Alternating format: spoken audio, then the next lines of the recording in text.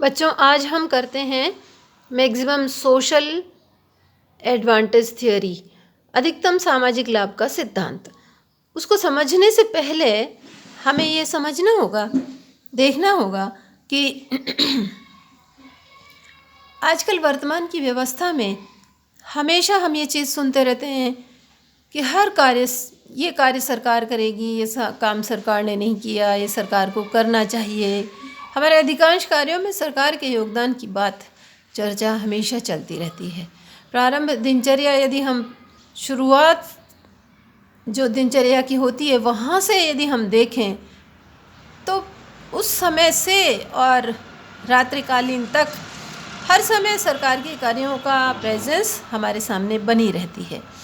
किसी न किसी रूप में हमेशा इसकी उपस्थिति बनी रहती है और किसी न किसी कार्य में सरकार के द्वारा किया जाना और सरकार के द्वारा नहीं किया जाना, इसका हमेशा आभास बना रहता है। तो ये है क्या? सरकार कौन है? ऐसा कोई व्यक्ति तो नहीं जो हमारे सामने उपस्थित है। वास्तव में यह एक संस्थाओं से बनी हुई है। सरकार के, जनता के द्वारा जो सरकारें 3 प्रकार की होती हैं हमारे यहाँ, केंद्रीय सरकार, राज्य सरकार और स्थानीय प्रशासन। तो इन सब में जो प्रतिनिधि चुनकर जनता का कार्य करने के लिए एक बनाया जाता है, उसको वे जो है कार्य सरकारी कार्य कहलाते हैं। तो अब हमें ये देखना है कि हर कार्य में सरकार का इतना अधिक भागीदारी हो गई है कि आजकल किसी भी व्यक्तिगत कार्य की कल्पना करना थोड़ा मुश्किल हो गया है। बहुत सारे कार्य ऐसे हैं, सड़क निर्माण है, रेलवे का परिवहन का कार्य है और हवाई जहाज परिवहन का कार्य है, बिजली का है, पानी का घर तक आना है। अनेकों कार्य ऐसे हैं जिनकी कल्पना भी नहीं कर सकते कि हम व्यक्तिगत तौर पर उन्हें कराया जा सकता है। तो ये कार्य सब सरकार के द्वारा होते हैं। तो इससे बहुत अधिक सरकार के कार्यों के द्वारा व्यक्तिगत स्वतंत्रता बाधित होती है, ऐसा माना जाता है। कुछ लोग ऐसा मानते हैं कि सरकार की इतनी अधिक भूमिका में विस्तार व्यक्तिगत स्वतंत्रता में बाधा उत्पन्न करता है।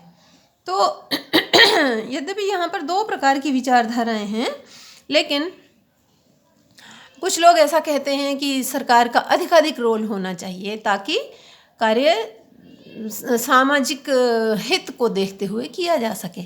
और इसके विपरीत कुछ अर्थशास्त्रियों की ये मान्यता है कि अधिकाधिक सरकार का रोल, अत्यधिक सरकार का रोल होना, उसकी भूमिका होना व्यक्तिगत स्वतंत्रता के खिलाफ होता है, व्यक्तिगत स्वतंत्रता उससे बाधित होती है। तो ये दोनों प्रकार की विचारधाराएं बराबर प्रचलित रहती हैं।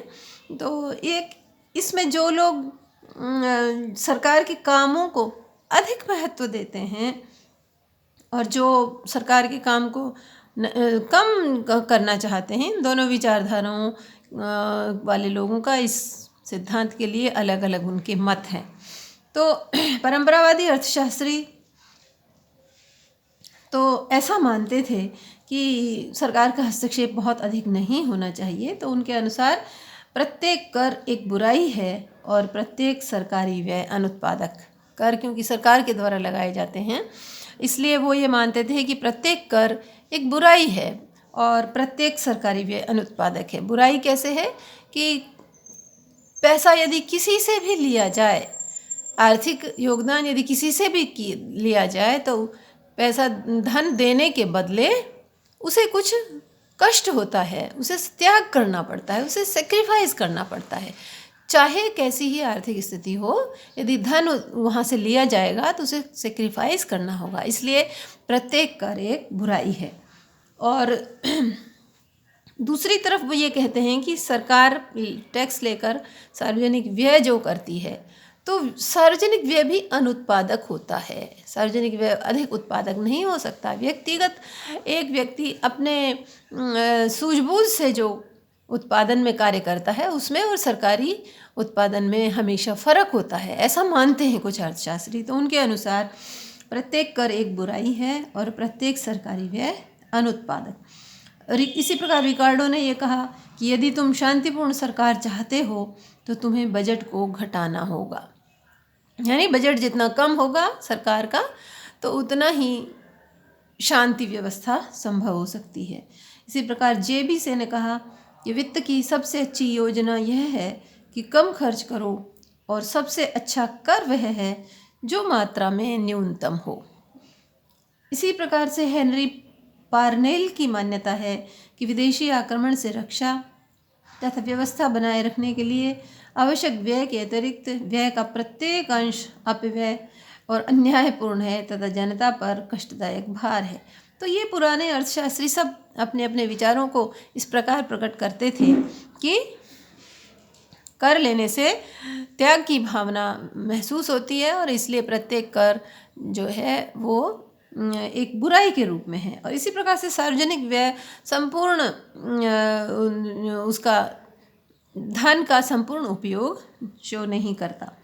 इसके विपरीत आधुनिक दृष्टिकोण वाले विचारधारा जो है वो इससे पृथक है।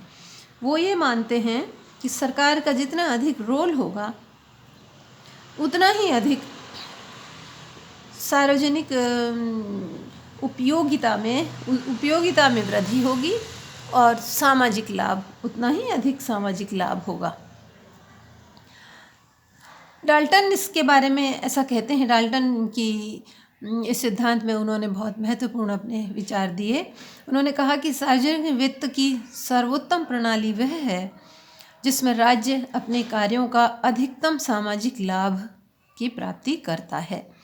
यानी अगर राज्य अपनी आय वृद्धि जनता में अधिकतम संतुष्टि और न्यूनतम त्याग के सिद्धांत को मूर्त रूप प्रदान करता है तो लोक वित्त से अधिकतम सामाजिक कल्याण संभव हो सकेगा। इस प्रकार सार्वजनिक वित्त का मूल उद्देश्य अधिकतम सामाजिक लाभ की प्राप्ति है। इसमें यह माना जाता है कि सरकार की आय का मुख्य स्रोत टैक्स है। सरकार कुछ तरीकों से जनता से आय प्राप्त करती है। उसमें है कर, ऋण, कीमत, दंड आदि ऐसे तरीके हैं जिनसे उसे आय प्राप्त करती है और सार्वजनिक व्यय के द्वारा वह उसको खर्च करती है। तो इस तरीके से सरकार जनता से पैसा लेती है और जनता पर ही उसे खर्च करती है।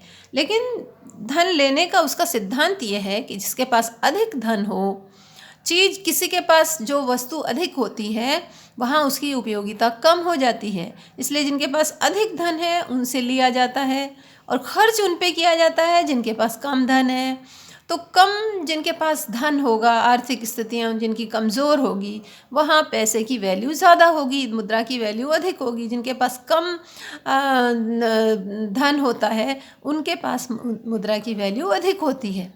ये अर्थशास्त्र का सिद्धांत है। More in quantity less in value, तो अधिक होने पर उसकी मूल्य कम होता है। तो इस प्रकार सरकार जिनके पास अधिक धन है उनसे लेकर जिनके पास कम धन है उन पर खर्च करती है। तो कुल मिलाकर सरकार के द्वारा ट्रांसफ़र किया जाता है, क्रय शक्ति ट्रांसफ़र किया जाता है। एक व्यक्ति से लेकर दूसरे व्यक्ति पर खर्च करना क्रय शक्ति हस्तांतरण कहलाता है। और इस क्रय शक्ति हस्तांतरण में सरकार का उद्देश्य यूटिलिटी मैक्सिमाइज करना होता है, उपयोगिता को अधिकतमकरण करना होता है। कैसे? जहाँ कम उपयोगिता है, जहाँ मात्रा में अधिक है वहाँ उपयोगिता कम है, और जहाँ मात्रा में कम है वहाँ उपयोगिता अधिक है। तो कम उपयोगिता से लेकर अधिक उपयोगिता पर खर्च करना जो है उपयोगिता को अधिकतमकरण करने की प्रक्रिया है। तो इसको यूटिलिटी मैक्सिमाइजेशन कहते हैं। समाज में यह क्रिया राज्य सामान्यतः करता है। तो डाल्टन ने इसके बारे में कहा है कि राजकीय व्यय प्रत्येक दिशा में उस सीमा तक बढ़ता रहना चाहिए जब तक कि उस व्यय से उत्पन्न होने वाला संतोष राज्य द्वारा लगाए गए करों से उत्पन्न होने वाले असंतोष के बराबर न हो जाए। यह सीमा ही राजकीय आय और व्यय में वृद्धि करने की आदर्शतम सीमा कहलाती है। अब बच्चों दूसरा पॉइंट ये आता है कि टैक्स जो सरकार लेती है उससे व्यक्ति को त्याग की भावना होती है, तो उसको हम कहते हैं सेक्रीफाइस, मार्जिनल सोशल सेक्रीफाइस। उसे मार्जिनल सोशल सेक्रीफाइस कहा जाता है। और खर्च करने से जो व्यक्ति को संतोष और उपयोगिता मिलती है उसको मार्जिनल सोशल सेटिस्फैक्शन यानी सीमांत उपयोगिता कहा जाता है। तो ये दोनों डाल्टन और कुछ अर्थशास्त्रियों के अनुसार मार्जिनल सोशल सेक्रीफाइस और मार्जिनल सोशल सेटिस्फैक्शन जहाँ पर समान होते हैं वहाँ कुल उपयोगिता अधिकतम होती है। तो ये जो है अधिकतम सामाजिक लाभ का सिद्धांत कहलाता है। तो जैसे कि डाल्टन ने इस परिभाषा में कहा है कि राजकीय आय और व्यय, करों से उत्पन्न होने वाला असंतोष जहाँ व्यय से होने वाले संतोष के बराबर ना हो जाए उस समय तक उपयोगिता की सीमा अधिकतम कहलाई जाती है। यानी करों से उत्पन्न होने वाला असंतोष और व्यय से होने वाले संतोष के बराबर होना चाहिए तो यूटिलिटी मैक्सिमाइजेशन होगा। यानी सामाजिक लाभ अधिकतम कहाँ होगा? जहाँ करों से उत्पन्न होने वाला असंतोष और व्यय से उत्पन्न होने वाला उपयोगिता दोनों बराबर होंगे। तो यह राज्य व्यय की सीमा कहलाती है। जहाँ MSC और MSCT बराबर होते हैं, यह राज्य व्यय की सीमा कहलाती है। इसको हम यहाँ इस टेबल और इस चित्र के माध्यम से समझ सकते हैं। इस तालिका में यह दर्शाया गया है कि पहला जो तालिका का सबसे पहले ये है कि आय और व्यय के यूनिट्स दिखाए गए हैं, वहाँ पर कितने आय और कितना व्यय किया जा रहा है। दूसरे में मार्जिनल सोशल सेक्रीफाइस यानी कर के प्रत्येक यूनिट से होने वाले त्याग की यूनिट को दिखाया गया है। तीसरे में MSST, इसमें सार्वजनिक व्यय की प्रत्येक यूनिट से होने वाले उपयोगिता को बताया गया है। उपयोगिता जो कि प्रत्येक अतिरिक्त यूनिट से मिलने वाली उपयोगिता गिरती हुई दर से मिलती है, बढ़ती है, अर्थात वह गिरती रहती है। इसलिए पहले यूनिट से उपयोगिता 50 मिली तो दूसरी यूनिट से उपयोगिता 40 प्राप्त हुई। तीसरे यूनिट सरकार ने जब खर्च किया तो उससे मिलने वाली उपयोगिता 30 थी और चौथा यूनिट खर्च करने पर उपयोगिता 20 हासिल हुई और पांचवें यूनिट खर्च करने पर उपयोगिता 10 हासिल हुई। इसके विपरीत कर के प्रत्येक बढ़ती हुई यूनिट से सोशल सेक्रीफाइस बढ़ता रहता है। पहले यूनिट से सेक्रीफाइस हुआ 10 यूनिट, दूसरे यूनिट से 20 और तीसरे यूनिट से 30, चौथे यूनिट से 40 और पांचवें यूनिट से 50 यूनिट सेक्रीफाइस माना गया।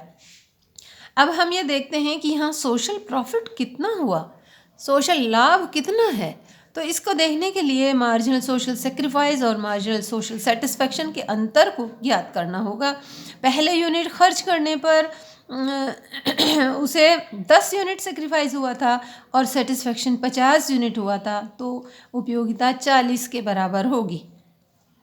दूसरे यूनिट खर्च करने पर सेक्रीफाइस 20 के बराबर है और उपयोगिता 40 यूनिट है, तो कुल उपयोगिता सोशल प्रॉफिट जो है वो 20 के बराबर होगा।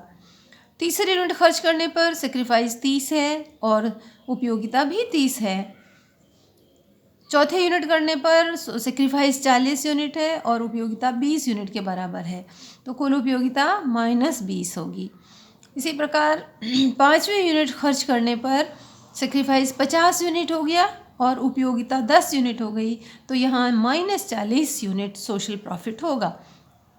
अब अर्थशास्त्रियों के अनुसार मैक्सिमम सोशल प्रॉफिट वहाँ होता है जहाँ पर MSC और MST बराबर होते हैं, यानी मार्जिनल सोशल सेक्रीफाइस और मार्जिनल सोशल सेटिस्फैक्शन दोनों समान होते हैं, वहाँ उपयोगिता अधिकतम पाई जाती है। अर्थात 3 यूनिट खर्च करने पर, 3 यूनिट टैक्स लगाने पर और 3 यूनिट खर्च करने पर सेक्रीफाइस 30 हुआ और उपयोगिता 30 हुई, जहाँ पर कि समाज का अधिकतम लाभ हो रहा है। और इसे इस चित्र में भी दिखाया जा सकता है 3 यूनिट टैक्सेशन के हैं, जहाँ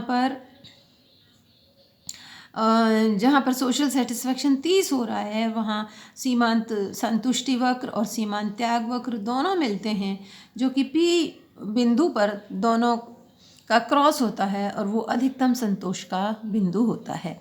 इससे ऊपर सीमांत त्याग अधिक होता है, इससे अधिक 4 और 5 यूनिट पर सीमांत त्याग अधिक है, इसलिए सोशल वेलफेयर कम हो जाएगा। और इससे नीचे वाले यूनिट्स पर सीमांत त्याग कम है लेकिन उपयोगिता अधिक है, वहाँ भी सोशल प्रॉफिट मैक्सिमम नहीं होगा। कुल सोशल प्रॉफिट पी बिंदु पर मैक्सिमम होगा, जहाँ पर कि एमएससी और एमएसटी यानी कुल सामाजिक सेक्रीफाइस और कुल सामाजिक उपयोगिता दोनों बराबर होंगे। तो यह ही अनुकूलन पॉइंट होगा, जहाँ पर कि साम्य का बिंदु होगा। वहीं पर सरकार को इतना ही खर्च करना चाहिए और इतना ही टैक्सेशन लगाया जाना चाहिए।